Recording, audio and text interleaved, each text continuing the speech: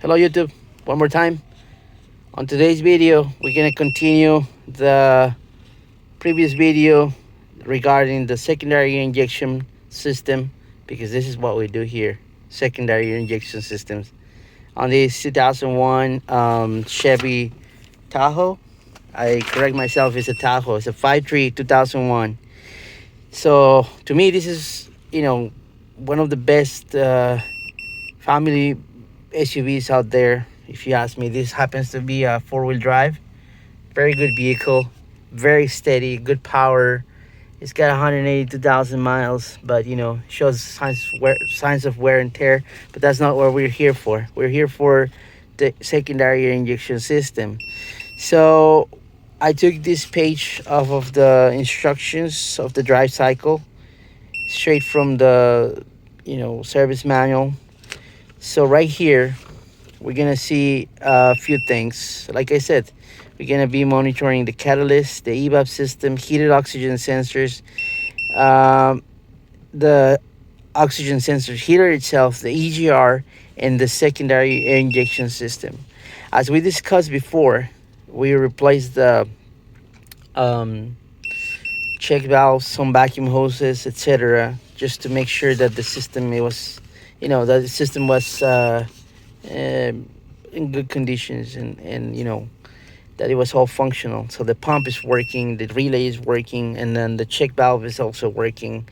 The check solenoid valve is also working, and therefore the new check valves that we installed previously, now we know that they're good.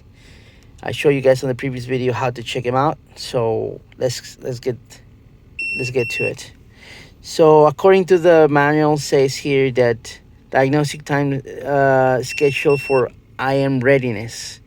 So the vehicle drive status will be on this side, and this is the what's monitor status thing. I only highlight the things that are important to us for this video. The first thing is a cold start, coolant temperature less than 50 Celsius or 122 Fahrenheit.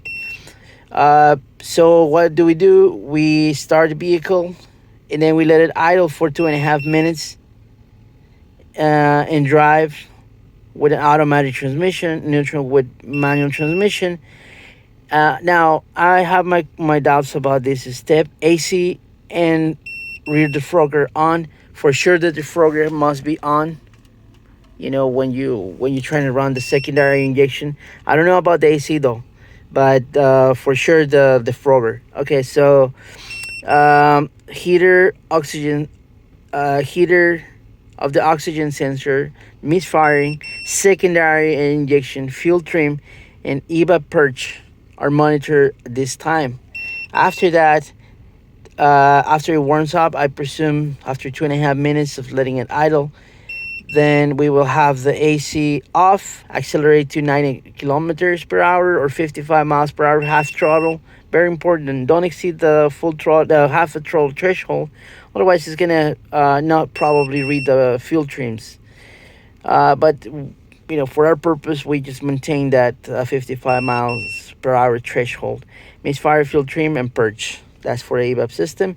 Then again, we have here 3 minutes steady cruise at 55 miles per hour or 90 kilometers per hour.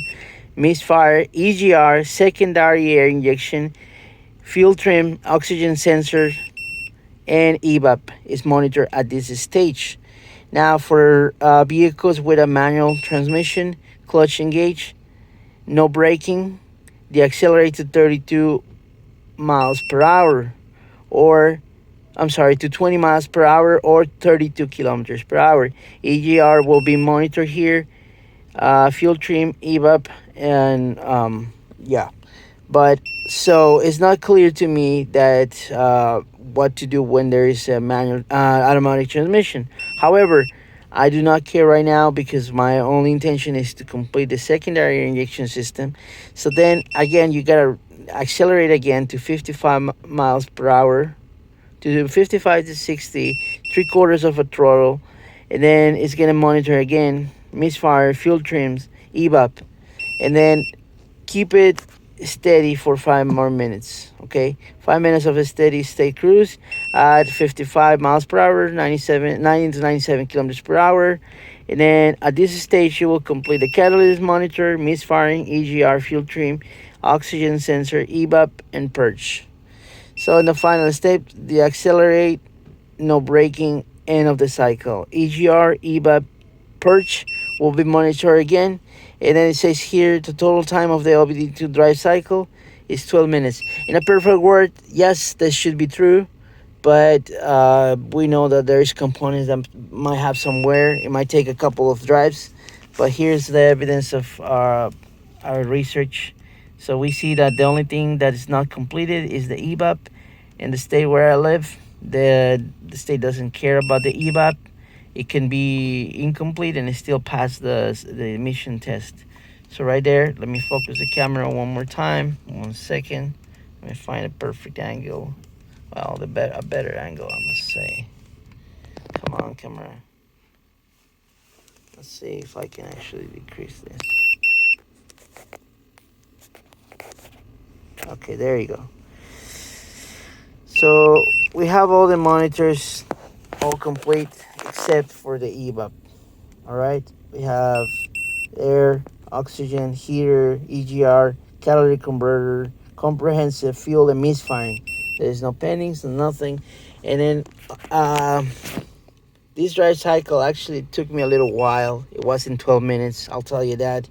I had to put extra $20 of gas so I could actually drive it enough to complete the catalytic converter.